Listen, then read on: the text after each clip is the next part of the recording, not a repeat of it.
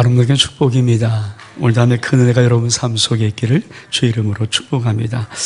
말씀을 들어가기 전에 우리 먼저 성경 말씀 하나를 좀 보고 우리가 좀 말씀하기를 원합니다. 고린도전서 5장 1절의 말씀 같이 한번 읽겠습니다. 시작. 너희 중에 심지어 음행이 있다함을 들으니 그런 음행은 이방인 중에서도 없는 것이라. 누가 그 아버지의 아내를 취하였다 하는도다. 고린도 교회는 사도 바울이 개척한 교회입니다. 그리고 고린도 교회는 정말 하나님의 놀라운 은혜 가운데 사도 바울이 그 바쁜 여정에도 2년 정도 귀한 심을 했던 교회입니다. 근데 그 고린도 교회 속에 성령 충만했던 초대교회 속에서 참으로 세상에도 없는 음행이 일어났습니다. 이것을 고린도 교회는 또 어떻게 처리했을까요? 우리 5장 2절의 말씀 같이 한번 보겠습니다. 시작. 그리하고도 너희가 오려 교마해져서 어째 통한이 여기지 아니하고 그 일 행한 자를 너희에서 쫓아내지 아니하였다. 교회가 거룩함을 유지해야 되는데 그 거룩함이 무너졌을 때 그들은 그것에 대한 안타까움도 없고 통한 여김도 없고 회개함도 없습니다. 더 나아가서 그것을 행한 자를 그냥 묻어버리고 그냥 같이 가는 것입니다. 여러분, 만약에 교회가 그런 목적으로 그런 길로 나간다면 어떻게 되겠습니까? 만약에 아름다운 교회 속에 만약에 고린도 교회 같은 음행이 일어나면은 우리는 어떻게 그 문제를 처리해 나가야 됩니까? 오늘 고린도 교회 속의 첫 번째 문제가 파벌, 시기와 분쟁의 문제였다면 고린도 교회에서 두 번째 문제는 바로 음행이었습니다. 오늘 저는 이 말씀을 좀 나누면서 우리 속에 하나님께서 우리가 바라는 것이 정말 무엇인가를 한번 깨닫는 은혜가 있기를 원합니다. 왜 우리는 예수 그리스도를 믿으면서 함부로 살까요? 예수 그리스도를 믿으면서 왜 우리는 멋대로 살까요? 사실 예수 그리스도를 믿으면서 정말 예수 그리스도를 믿는 만큼 그 믿음의 감만큼 정말 우리가 살아가고 있습니까? 예수 그리스도를 믿으면서 여전히 내 멋대로 내 마음대로 그냥 살아갑니까? 고린도 교회 속에는 아마 이런 문제가 대두되었고 이런 문제를 하나님께서 어떻게 처리해 나가고 무엇을 말씀하고 싶었던 그런 음성이 고린도 교회에 들려진 것입니다. 우리 말씀 보겠습니다. 고린도서 6장 15절 16절의 말씀 시작. 너희 몸이 그리스도의 지혜인 줄을 내가 그리스도의 지체를 가지고 창녀의 지체를 만들겠느냐? 결코 그럴 수 없느니라. 창녀와 합하는 자는 그와 한 몸인 줄을 알지 못하느냐? 일렀으되 둘이 한 육체가 된다 하셨나니. 여러분, 사도 바울은 고린도 교회를 향해서 너희 몸이 그리스도의 지체다. 그리스도의 지체인데 왜 창녀의 지체를 만들겠느냐? 창녀와 합하면은 사도 바울은 또 창녀라고 말하는 것입니다. 이 말의 의미가 무엇일까요? 고린도 교회를 향하지만 오늘 하나님은 우리들에게도 제발 좀 예수 믿으면 함부로 살지 말라는 말일 겁니다. 제발 좀 예수 그리스도를 믿으면 좀 멋대로 살지는 말라는 것일 것입니다. 왜? 우리가 정말 예수 그리스도의 지체라면, 예수 그리스도의 몸이라면 우리의 몸을 함부로 살아서는 안 됩니다. 그래서 우리 하나님은 다시 한번 이렇게 말씀합니다. 고린도서 6장 9절로 10절의 말씀 같이 한번 읽겠습니다. 시작. 불의한 자가 하나님의 나라를 유혹으로 받지 못할 줄을 알지 못하느냐? 미혹을 받지 말라. 음행한 자나 우상 숭배한 자나 간음한 자나 탐색한 자나 남색하는 자나 도적이나 탐욕을 부리는 자나 술 취한 자나 모욕하는 자나 속여 빼앗는 자들은 하나님 나라를 유혹하지 못하리라. 그렇습니다. 불의한 자 하나님 나라를 유혹하지 못한다. 그리고 쭉 나열하면서 이런 모든 자들도 하나님 나라를 유혹하지 못한다. 쉽게 말하면 무슨 말입니까? 천국 백성 아니야. 너 하나님의 자녀 아니야. 하나님의 귀한 백성 아니야. 좀 더 강하게 말하면 너 천국 못 가, 지옥 가. 그런 말입니다. 예수 믿음은 어떻게 살아야 할까요? 우리 말씀 보겠습니다. 고린도서 6장 17절 말씀 시작. 주와 합한 자는 한 영이라. 그렇습니다. 우린 세상과 합하지 않고 정말 예수 그리스도를 믿으면 우리 주와 합하여 살아가는 것입니다. 근데 여러분, 왜 고린도 교회 속에 이렇게 음행의 문제가 일어났을까요? 고린도 지역을 여러분이 지도를 보시면, 제가 원목사 선결기에 2절을 다 보여드렸으니까 아마 공부하시는 분은 알 겁니다. 고린도 지역은 사실은 두 항구가 맞대어져 있습니다. 항구가 한 곳도 아니고 두 곳이 있습니다. 여러분, 항구가 있는 곳은 무엇입니까? 무역이 발달한 곳입니다. 상업이 발달한 곳입니다. 우리도 사실 부둣가에 항구가 있는 곳에는 여러분 환락가가 많고 흥청망청하는 유흥가가 굉장히 많습니다. 고린도 교회도 사실 그런 지역에 있던 교회예요. 그러니까 당연히 그 주변의 지역의 문화가 음란의 문화입니다. 그래서 초대교회 고린도 사람 이꼴 성적으로 물러난 사람, 이런 뜻이 사실은 있습니다. 그것에서 이 고린도 교회가 세워진 거예요. 근데 여러분, 이런 배경을 뻔히 아는 사도 바울은 고린도 교회에 있을 때 얼만큼 거룩한 공동체로 만들고 싶었겠습니까? 문 밖에만 나가면은 음란과 음행이 판치고 온갖 유흥이 판치고 타락한 그 도시 속에서 여러분, 주의 몸된 교회를 사도 바울이 세웠을 때 한 발짝 나가는 그런 세상에서 이 교회 공동체를 얼만큼 거룩하게 지키려고 애를 썼을까요? 근데 고린도 교회 속에는 이 음행의 문제가, 세상도 없다고 하는 이 음행 문제가 드러난 것입니다. 왜 그럴까요? 여러분, 고린도 교회 속에 잘못된 자유주의가 있습니다. 여러분, 고린도 교회 성도들은 모든 것이 되게 가하다는 이런 마음을 갖고 살았어요. 예수 그리스도를 통해서 구원받았습니다. 율법에서 해방받았습니다. 이제 자유를 얻었습니다. 그러니까 내 육체를 가지고 모든 것 마음대로 해도 내 구원에 영향이 없을 거라는 그런 극단적인 자유주의가 이 고린도 교회 속에 있었습니다. 쉽게 말하면 예수 믿지만 여전히 내 마음대로 내 뜻대로 사는 사람들이 많았다는 것입니다. 그뿐이 아닙니다. 고린도서 6장 10절 13절에 보면 이런 말씀이 있습니다. 음식은 배를 위하여 있고 배는 음식을 위해 있다. 이 말은 쉽게 무슨 말이냐면 배고프면 밥을 먹는 거 아닙니까? 여러분, 사람은 배가 고프면 밥을 먹어요. 그런 것처럼 성욕이 일어나면은 그것이 여러분 생적인 반응이라고 고린도 교회는 생각을 했습니다. 그래서 해소하는 것, 우리가 배고프면 밥을 먹듯이 성욕이 일어나면 성욕을 해소하는데 해소할 것을 창녀하고 찾는데 이게 무슨 죄가 되냐, 이런 느낌이었던 것입니다. 과연 그렇게 사는 것이 맞았을까요? 여러분, 고린도 교회 속에는 그런 자유주의시다, 내 멋대로 내 마음대로 한다는 그 생각 때문에 하나님의 거룩을 잃어버리고 있었습니다. 그뿐이 아닙니다.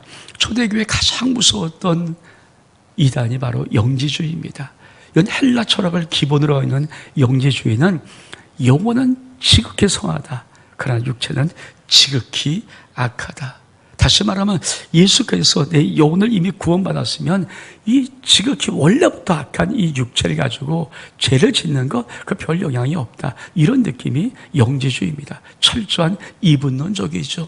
그래서 영지주의의 사상이 이 고린도 교회도 있었기 때문에 이 고린도 교회에 이 자유주의와 함께 지역적인 배경과 함께 음행이 계속 있었던 것입니다. 여러분, 우리는 어떻게 살아야 될까요? 우리가 오늘 봉독한 말씀, 다시 한번 6장 19절 말씀 다시 한번 보겠습니다. 시작. 너희 몸은 너희가 하나님께로부터 받은 바 너희 가운데 계신 성령의 전인 줄을 알지 못하느냐? 너는 너희 자신 것이 아니라. 그렇습니다. 첫 번째, 나의 몸은 하나님께로부터 받은 몸입니다. 다시 한번 우리 고린도서 6장 19절 앞부분만 같이 한번 읽겠습니다. 시작. 너희 몸은 너희가 하나님께로부터 받은 바, 여러분, 우리 몸은 하나님께 받았습니다. 여러분, 그 의식이 있나요? 내가 예수 그리스도를 믿으면 내 몸은 하나님께로부터 받은 몸이다. 이 의식이 있나요? 1895년에 우리나라 조선이죠. 조선 때 을미 개혁이 일어났습니다.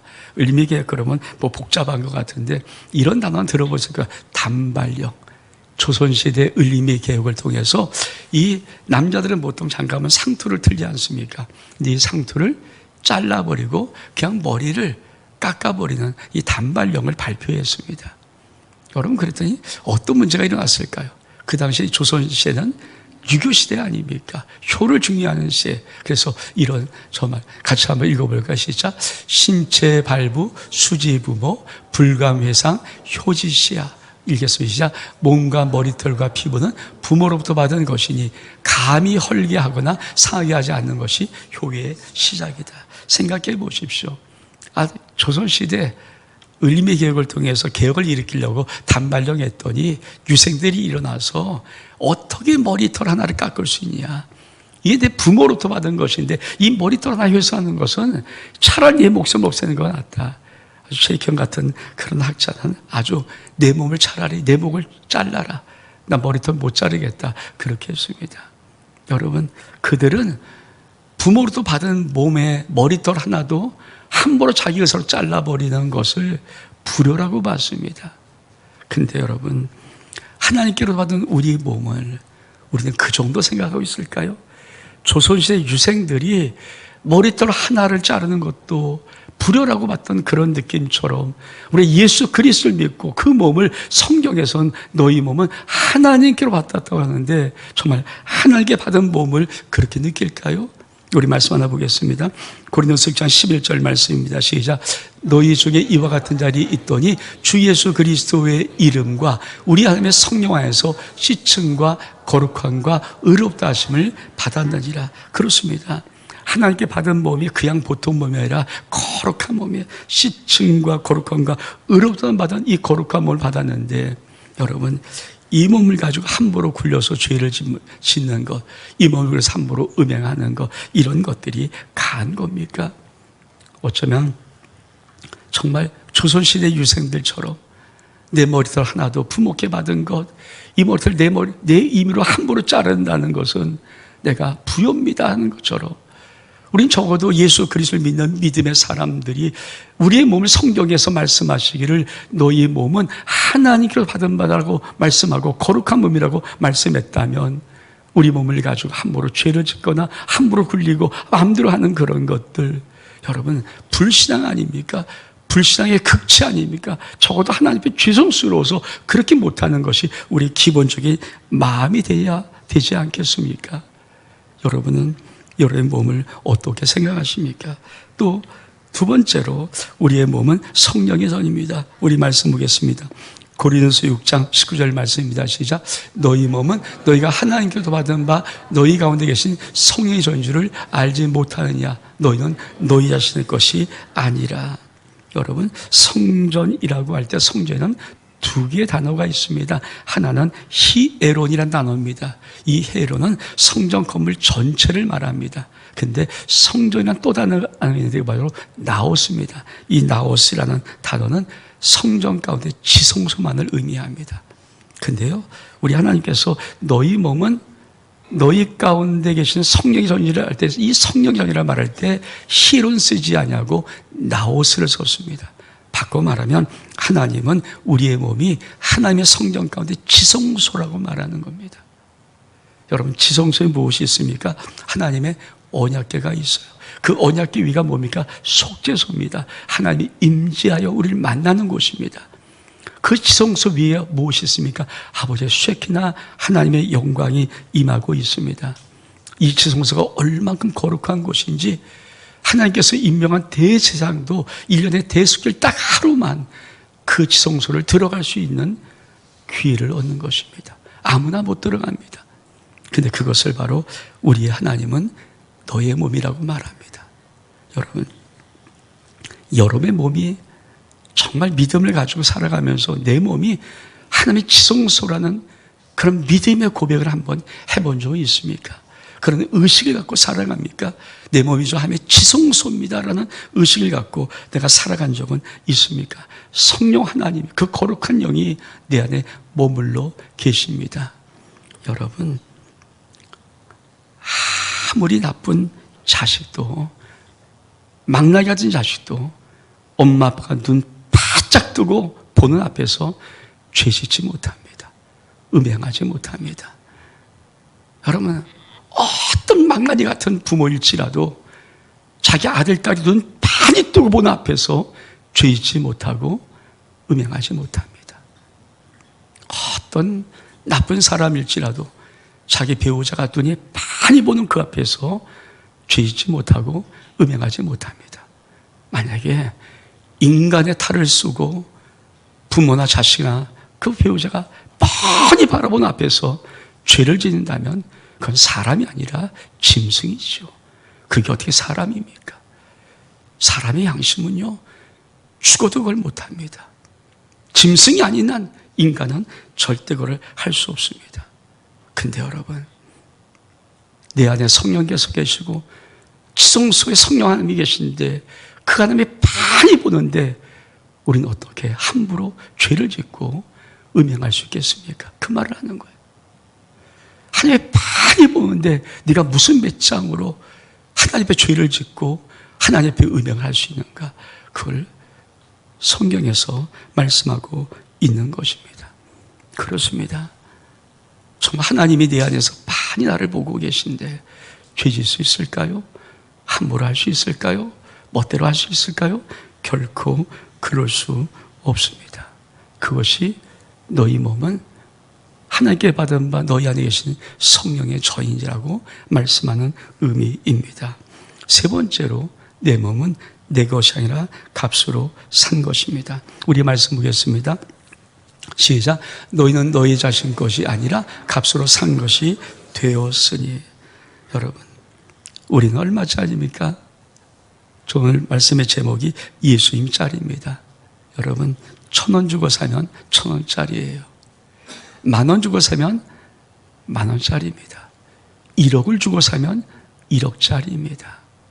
여러분, 사람들은 그 값을 매기는 것이 내가 그 물건을 살 때 얼마를 지불했는가에 따라서 그 값의 값어치를 가지고 매깁니다. 1,000원짜리 여러분, 물론 중요하기도 하지만 그렇게 귀하게 여기지 않습니다. 사실 돈 10,000원짜리도 별로 귀하긴 하지만 커피 한 잔 값이니까 그렇게 귀하지 않습니다. 근데 여러분 수중에 1억짜리, 10억짜리, 100억짜리 산 것이 있다면 그거 허투루 하는 사람 없습니다. 귀하게 여깁니다. 저와 여러분은 얼마짜리입니까? 사람이 내가 얼마짜리인가를 나타내는 심리학적인 단어가 자존감입니다. 자존감. 자존감이 어떤가? 우리 같이 한번 읽어볼까요? 시작. 단순한 자신감을 넘어 자신이 사랑받을 만한 가치가 있는 존재라는 믿음과 주어진 도전 과제를 해결할 수 있다는 능력에 대한 확신. 그래서 사람은, 그 자존감이 높은 사람은 이 땅을 참 멋있게 살아갈 수 있는 힘을 갖고 있는 거고, 자존감이 낮은 사람은 참 인생 살아가는 게 힘들고 어려운 거 아닙니까? 왜? 자기의 평가이기 때문에. 내가 얼마짜리는 평가가 자존감이기 때문에. 근데 이 자존감은 세 단계가 있습니다. 첫 번째 단계는 귀속적 조건부 자존감입니다. 가장 밑바닥의 단계입니다. 아직 참 유아적이고 어린 성숙한 사람의 단계입니다. 내가 무엇을 가졌기 때문에, 내가 어디에 속해 있기 때문에 내가 가치 있다고 느끼는 것. 그래서 외모 지상주의가 있고, 내가 재산이 얼마면 괜히 우쭐해지고, 재산이 없으면 심 빠지고, 학벌, 인맥 이런 것들, 내가 무엇을 가지고 무엇을 소유했냐에 따라서 자기의 가치가 높아지고 있다고 생각하는 것, 이게 바로 제일 밑바닥의 자존감인 귀속적 조건부 자존감입니다. 그러나 이런 자존감은요, 자기가 소유한 것 사라져버리면, 자기보다 탁월한 비교 대상이 나타나면 금방 다 사라지고 스물어지고 맙니다. 이런 자존감은 형편없는 자존감이죠. 두 번째 자존감이 있습니다. 성취 기반 자존감입니다. 내가 무엇을 해냈기 때문에 내 가치를 평가하는 것. 여러분, 사회 나가면 업무 성과, 승진, 그리고 성공, 타인으로부터 인정받는 이 모든 것들이 성취 자존감에 해당됩니다. 그래서 인정받고 어디 가서 싹 막 높임 받으면 근사해지는 것 같고, 근데 여러분, 이런 자존감도 실패를 경험하기 시작하면 그냥 뚝 떨어지고 맙니다. 자기 존재 자체를 부정하게 됩니다. 그나마 괜찮은 자존감이 세 번째 존재론적 자존감입니다. 좀 성숙한 자존감입니다. 내 존재 자체를 그냥 내가 가치 있다고 느끼는 것입니다. 나의 존재 가치를. 그래서 이런 자존감을 좀 갖고 있으면 웬만한 실패, 웬만한 경험 이런 거를 통해서도 그냥 일어날 수 있는 회복의 능력이 있습니다. 근데 여러분, 이 험한 세상에서 수없이 밀려든 세상의 파고 앞에, 수없는 비교 앞에, 수없이 무너뜨리는 함정 앞에, 우리를 절망시키는 수없는 문제 앞에, 여러분, 이 자존감도, 존재적 자존감도 아무리 탁월해도 한번 쓰러져 버리면 회복이 어렵습니다. 그래서 사실 근사하고 정말 멋진 자존감이라 느꼈던 사람들이 한번 실패를 보고 한번 그만 무릎 꿇어버리면 그냥 인생을 끝내버린 사람이 많은 것이 바로 이 존재적 자존감이 무너졌기 때문입니다. 여러분, 믿음의 삶은 무엇을 살아갈까요? 여러분, 어떻게 살아갑니까? 이 세 가지 자존감 아무리 살아도 우리는 사실은 별게 아니거든요. 진짜 살아가는 우리들은 자존감을 넘어서 그리스도 존감으로 살아가는 것입니다. 우리 같이 한번 읽어볼까요? 시작. 자존감은 나 스스로 평가하는 나입니다. 그리스도 존감은 그리스도께서 값을 치러 사신 나에 대한 확신입니다. 신앙생활의 제일 핵심이 뭘까요? 정말 우리는 어떻게 해야 올바른 신앙생활을 할까요? 내가 나를 평가하는 자존감으로 살아가는 것이 아니라 그리스도께서, 하나들 예수 그리스도께서 나 같은 자를 위해서 당신의 모든 생명값을 치른, 그리고 나를 끊임없이 사랑하는 그 사랑의 그 값으로 나를 보는 것. 다시 말하면 내가 나를 바라봤던 나의 시선에서 예수 그리스도께서 나를 보는 시선으로 바뀌어야만 우린 진짜 믿음의 생활을 할 수가 있는 것입니다.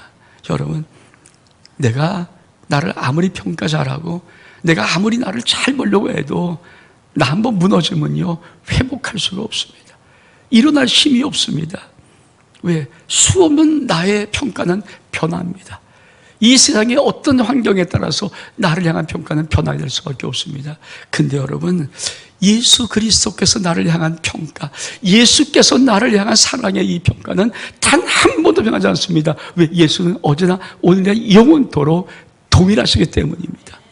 그분이 나를 위해서 생명 바쳤던 이 사랑, 그만큼 네가 귀하고 존귀하다는 이 주님의 평가는 인류가 깨어지면 깨어졌지 변함이 없는 그 놀라운 평가입니다. 그렇게 나를 바라보는 것, 내가 나를 보는 시선에서 예수 그리스도께서 오늘도 나를 보는 시선으로 내가 바뀌는 것, 이것이 바로 신앙생활의 가장 중요한 핵심입니다. 이것이 무슨 말입니까? 이것이 바로 값으로 샀다는 말입니다. 여러분, 값으로 샀다는 말은 아그라조입니다. 아그라조. 이 아그라조라는 말은 예수께서 우리를 살 때 세 가지 의미로 샀다는 의미입니다. 이 아그라조의 단어 속에는 첫 번째 존귀란 단어가 있습니다. 예수께서는 우리를 존귀하게 사셨습니다. 이 아그라조는 원래 노예를 사는 것이 의미합니다. 근데 이 아그라조의 뜻 속에는 존귀한 뜻이 있어요. 여러분, 예수님이 우리를 살 때 그냥 산 것이 아니라 가장 존귀하게, 우리가 살려달라고 해서 구원하려고 해서 애를 써서 불쌍하니까 사주자 이런 느낌이 아니라 가장 존귀하고 보배롭게 우리를 사신 것이 바로 아고라조입니다. 두 번째, 이 아고라조 속에는 명이란 뜻이 있어요. 명예. 여러분, 우리 주님이 우리를 살 때 당신이 어떤 값을 치는지 아십니까? 그는 근본 하나님의 본체시되 하나님과 동등함을 여기지 아니하시고 하나님 자신이었습니다. 하나님 당신이었습니다. 신이셨습니다. 그분은 그 높은 명예를 갖고 계셨습니다. 감히 인간이 따라올 수 있는 그 어마어마한 명예를 당신은 버리시고 이 낮고 낮은 자리에 와서 정말 사람처럼 되었고 죽기까지 복종해서 십자가에 죽으시면서 우리를 사였습니다. 예수님이 우리를 그냥 산 것이 아니라 당신의 하늘의 명예, 그 어마어마한 하늘의 명예를 다 버리고 우리를 사셨다는 것이 바로 아고라라는 뜻이 있습니다. 세 번째는 이 아고라라는 것은 어마어마한 가치라는 뜻입니다. 우주가 지불해도 지불할 수 없는 어마어마한 가치로 우리를 사셨다. 이것이 바로 아고라조입니다. 우리 말씀 같이 한번 읽어볼까요? 베드로전서 1장 18절 19절의 말씀 시작. 너희가 알거니와 너희 조상이 물려준 헛된 것에서 대속함을 받은 것은 은이나 금같이 없을 것으로 된 것이 아니요 오직 흠없고 점없는 어린 양 같은 그리스도의 보배로운 피로 된 것이니라. 그렇습니다. 예수의 생명값으로 사셨던 것, 그 값을 주고 사셨어요. 가장 존귀하게, 그리고 당신의 하늘의 명예를 포기하고 어마어마한 값을 치르고서 우리를 사셨다는 것이 바로 아고라조입니다. 여러분, 그래서 우리는 정말 시시한 자가 아닙니다. 우리가 얼마짜리입니까? 그래서 예수님 자리입니다. 예수님 자리. 오늘 설교 제목이 예수님 자리입니다. 내가 얼마짜리인가? 나는 하나님의 아들 예수 그리스도가 당신의 생명의 핏값으로 사고 나를 산 예수님 자리입니다. 그래서 정말 귀하고 귀한 존재입니다. 전 여러분의 심령 속에 이 귀하고 존귀함이 여러분 영혼 속에 아버지 말씀으로 새길 수 있기를 주의 이름으로 축복합니다. 그러면 나의 몸으로 하나님은 무엇을 하기를 원하실까요? 우리 말씀 보겠습니다. 우리가 봉독한 말씀의 마지막 두 번째 말씀입니다. 시작. 값으로 산 것이 되었으니 그런즉 너희 몸으로 하나님께 영광을 돌리라.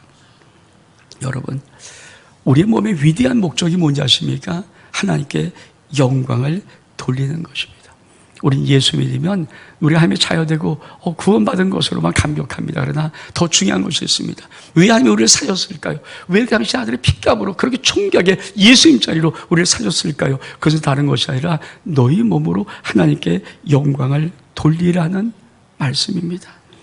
존 파이퍼 목사는 이렇게 말씀합니다. 하나님은 우리를 죄 짓지 않게 하려고 사신 것이 아니라 우리 몸을 통해서 하나님의 영광을 세상에 전시하기 위해서 사셨다. 여러분, 죄 짓는 정도가 아닙니다. 우리 몸을 통해서 하나님의 영광을 이 땅에 보여주고 싶어서, 전시하고 싶어서 사신 것입니다. 그래서 여러분, 기억하십시오. 우리는 결코 시시하게 살아서는 안 됩니다. 사실 예수 믿으면서도 인생을 시시하게 산 사람이 정말 많습니다. 많은 사람이 예수를 믿지만 인생을 정말 시시하게 삽니다. 그 시시한 인생이 아닙니다. 존귀한 하늘의 명예를 포기하고 산 너무나도 어마어마한 가치를 지불한 우리의 가치. 우리는 시시하게 살면 여러분, 더 안타까운 것은 죄 짓고 살기에는 우리가 너무나도 값어치 있는 존재예요. 이 땅을 시시하게 살거나 죄를 짓고 살기에는 우리 인생이 너무도 값어치 있는 존재입니다. 여러분, 우리는 하나님의 쇼케이스며 쇼케이스. 쇼케이스란 말은 진열장이며 진열장. 내 인생은 보이지 않는 하나님이 세상에 하나님이 이런 분이다, 하나님 나라는 이런 것이라를 보여줄 수 있도록 나를 통해서 내가 쇼케이스 진열장이 되어서 당신이 나를 내놓는 것입니다. 그것이 바로 우리들의 인생입니다. 여러분, 내 인생이 이럴진데 값어치 대충 아무렇게나 함부로 내 멋대로 살아가겠습니까? 고린도 교회는 이 쇼케이스를 가지고 뭘 보였습니까? 우린 파벌하는 교회야. 우리 시계 분쟁이 있는 교회야. 우리 싸움하는 교회야. 이걸 보였습니다. 고린도 교회는 이 쇼케이스를 가지고 뭘 보였습니까? 우리 음행하는 교회다. 이렇게 보였습니다. 오늘 우리는, 나는, 저와 여러분은, 우리 교회는 하나님의 쇼케이스가 되어서 하나님 앞에 무엇을, 세상을 어떤 것을 보여줍니까? 여러분의 인생은, 여러분의 몸은 하나님 앞에서 이 세상을 향해서 무엇을 보여줍니까? 여러분, 예수님 자리에 같이 2020년도 앞으로 살아갈 귀한 시간들은 아무도 안 살아보고 아무도 그 걸음을 걸어보자는 신비로운 새로운 날만 하루하루에 다가오는 2020년도 아닙니까? 내일은 아무도 안 살아봤습니다. 역사에 어떤 인간도 살아본 적이 없습니다. 그런 미지의 신비로운 시간을 살아가면서 여러분, 예수님 자리로 하지 못하고 여전히 우리가 정말 시시하게 죄를 짓고 아무렇게나 내 멋대로 산다 하면 우리는 얼만큼 안타까운 인생 살까요? 저는 여러분의 2020년도 아무도 살아보지 못한 그 하루하루의 그 미지의 발걸음을 옮길 때마다 예수님처럼 살아가는 거룩한 은혜가 여러분에게 부어질 수 있기를 주의 이름으로 축복합니다. 우리 일어서겠습니다.